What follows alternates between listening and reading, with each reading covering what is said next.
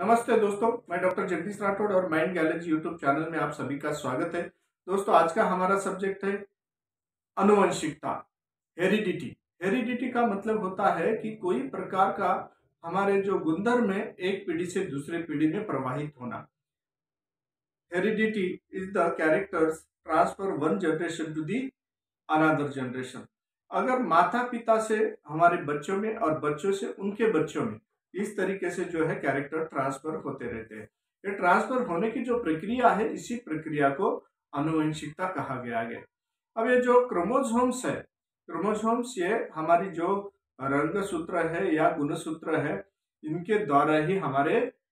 आनुवंशिकता के सभी गुण है या हमारे जो कैरेक्टर्स है ये ट्रांसफर होते हैं। अब ये आनुवंशिकता में जब भी ट्रांसफर होते हैं उसी वक्त जो है एक क्रोमोसोम्स के कुछ पेयर से मेल और फीमेल जब भी कॉपुलेशन हो जाता है उसके बाद उनसे जाइगोट बनता है। जहां पे भी जाइगोट जैसे ही बनता है वहां पर अगर मेल फीमेल से XX और XY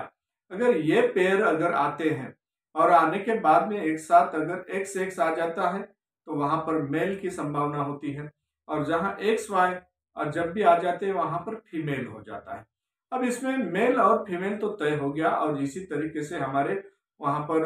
कोई प्रकार का मेल और फीमेल जो है जेंडर यहाँ पर तय हो गया। अगर ये मेल के जैसा होगा या फीमेल के जैसा, मतलब मेल के जैसा होना या फीमेल के जैसा होना, इसमें भी ये प्रभावी डोमिनेंट और रिसेसिव ये जो बात है, जो भी कैरेक्टर डोमिनेंट हो जाएगा वो वहां का मतलब मेल का अगर कैरेक्टर डोमिनेंट है या फिर फीमेल का अगर डोमिनेंट है तो जिसका डोमिनेंट रहेगा उसके जैसा ही वो फीमेल या मेल जो है जो होने वाला अगली पीढ़ी का वो उसके जैसा ही होता है। अब इसमें यहाँ पर जैसे ये कैरेक्टर ट्रांसफर हो गए, ट्रांसफर और उसमें डोमिनेंट और रिसेसिव अप्रभावी रहा तो वैसे नहीं होता। अगर उसके पहले के पीढ़ी के अगर कोई प्रभावी अगर उस तरीके से अगर हो जाता है तो वैसा भी उनमें बदलाव आ सकता है, वो क्रोमोसोम्स यहाँ पर तय करते हैं। अब ये जीन्स है, वो जीन्स पे है ये कैरेक्टर तय करते हैं, मगर इसके रेट्स कैसे रहते हैं, जैसे कि अब ये कितने प्रतिशत कहाँ से और कैसे आते हैं। जैसे कि मेल और फीमेल है, पेरेंट्स है, और वो पेरेंट्स से 50% कैरेक्टर्स ट्रांसफर होते हैं। उसके बाद उसके माता पिता है, उसके दादा दादी है, उनसे 1/4 कैरेक्टर ट्रांसफर होते हैं। और उसके आगे की जो पीढ़ी है पहले की, वो पहले की पीढ़ी में से जो हम उसे पंजोबा बोलेंगे और खापर पंजोबा बोलेंगे, या उसके आगे की बहुत सारी पीढ़ी है, उनमें से सभी में से जो है 1/4 कैरेक्टर ट्रांसफर होते हैं। मतलब 50% प्लस 1/4 टोटल 1। इसी तरीके से इतने ये कैरेक्टर इस तरीके से इसमें हेरिडिटी में ट्रांसफर होते हुए आगे चले जाते हैं। अब उसमें साथ साथ ये बात ऐसी भी होती है, यहाँ पर जो कभी कभी जो ट्विंस होते हैं, जब भी ट्विंस होते हैं तो ट्विंस कैसे होते हैं, जैसे भी फर्टिलाइजेशन होता है, जैसे ही कपुलेशन के बाद वहां पर अगर एक अगर बीज है और वो फलित हो जाता है, और उसके फलन होने के वजह से क्या होता है,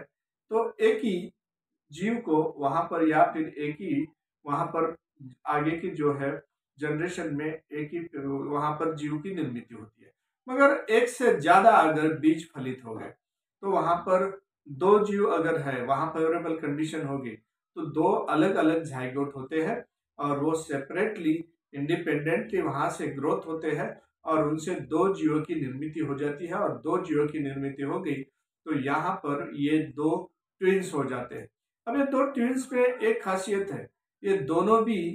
मेल हो सकते हैं, दोनों भी फीमेल हो सकते हैं, और दोनों में एक खास बात है कि एक मेल और एक फीमेल भी हो सकता है। दूसरी बात है इसमें जो भी प्रभावी है,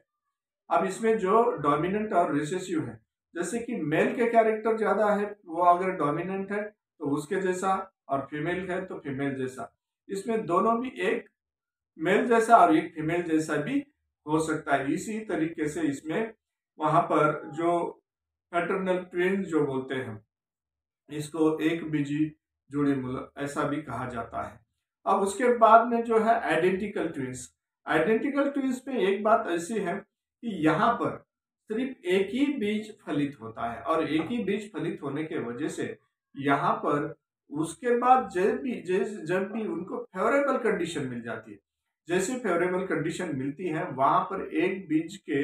जो है बाइफर्गेशन होता है, और बाइफर्गेशन होने के बाद में ऐसे दो बीज जो है अलग अलग वहां पर क्या हो जाता है,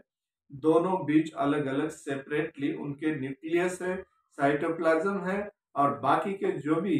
गोल्गी बॉडी है, ये सभी बातें जो है 50-50% बाइफर्गेट होते हैं, और दो सेपरेट जो है वहां पर दो जीवों की निर्मित होती है, और दोनों जीव जो है यहाँ पर एक पॉसिबिलिटी है, दोनों मेल ही हो सकते हैं या दोनों फीमेल भी हो सकते हैं, दोनों गर्ल्स हो सकते हैं या दोनों बॉयज हो सकते हैं, ये पॉसिबिलिटीज है। उसके बाद में जो है आगे का अब सेमी फैटर्नल जो ट्विन्स है, ये इसमें क्या होता है कि यहाँ पॉसिबिलिटीज है डीएनए और आरएनए का, यहाँ पर जैसे ही फलित होते हैं, फलित होने के बाद में 100% मैटरनल होता है,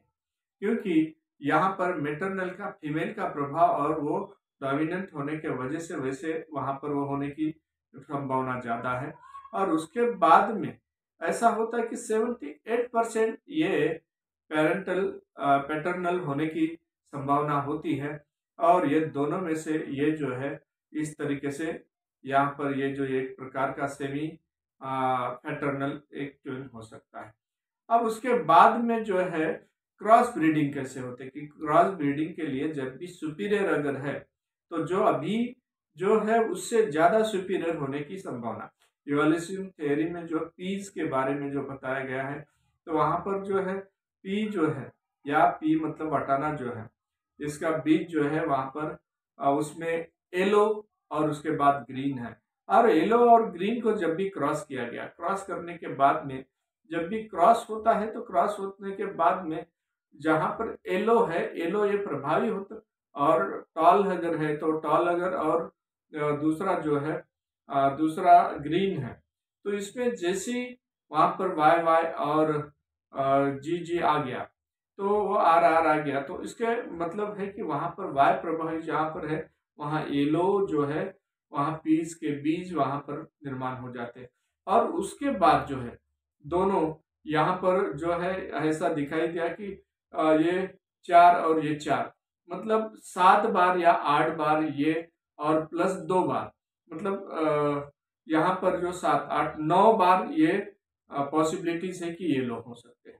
अब उसमें बात ये रहेगी कि ग्रीन कब हो सकते हैं। ग्रीन अगर एक बार और दूसरे 2 बार मतलब 3 बार ग्रीन होने की संभावना है, मगर उसके बावजूद है वहां पर अगर वाई और ये आ जाता है तो वहां पर येलो रिंकल हो जाता है, और अगर वाई और ये आर आ जाता है तो ग्रीन रिंकल हो जाता है। इसी प्रकार से और फिर आखिरी में जो है ग्रीन, आखिरी में ग्रीन रिंकल ऐसा रह जाता है। इसी तरीके से इसमें क्रॉसिंग हो जाती है। अब जो हाइब्रिडाइजेशन है, जो हाइब्रिडाइजेशन होते वक्त तो ये आनुवंशिकता यही काम करती है कि आनुवंशिकता में यहाँ पर बहुत ही अच्छे तरीके से जो है आनुवंशिकता जहाँ काम करती है वहां पर यही कैरेक्टर ट्रांसफर होते हैं, और ज्यादातर जो है ये कैरेक्टर ट्रांसफर होते वक्त सुपीरियरिटी की तरफ जाता है। जैसे जितना ज्यादा सुपीरियर उतना ज्यादा अच्छा, मतलब अगर माँ बाप होशियार है तो उनका बच्चा उनसे भी ज्यादा होशियार हो जाएगा। इस तरीके से सुपीरियर के तरफ जाते जाता है। माँ बाप अगर टॉल है और मतलब हाइटेड है तो उसके बच्चे उनसे भी ज्यादा हाइटेड बनते जाते हैं। इस तरीके से सुपीरियर के तरफ यह झुकते जाता है। और इसी तरीके से आनुवंशिकता जो है हमें यहाँ पर ग्रोथ के ऊपर भी आनुवंशिकता जैसी रहेगी, जैसे कैरेक्टर्स रहेंगे, जैसे जीन्स रहेंगे उसके रंग बनी रहेंगे, ये कैरेक्टर ट्रांसफर वैसे वैसे ग्रोथ में वहां पर उसका प्रभाव होते जाएगा, और उसके बदौलत से ग्रोथ और डेवलपमेंट इस तरीके से होते जाएगा। तो अभी तक हम देख रहे थे ग्रोथ एंड डेवलपमेंट में हेरिडिटी, और माइंड गैलरी से आप जुड़े रहिए और ऐसे ही हमारा यूट्यूब चैनल देखते रहिए। नमस्ते।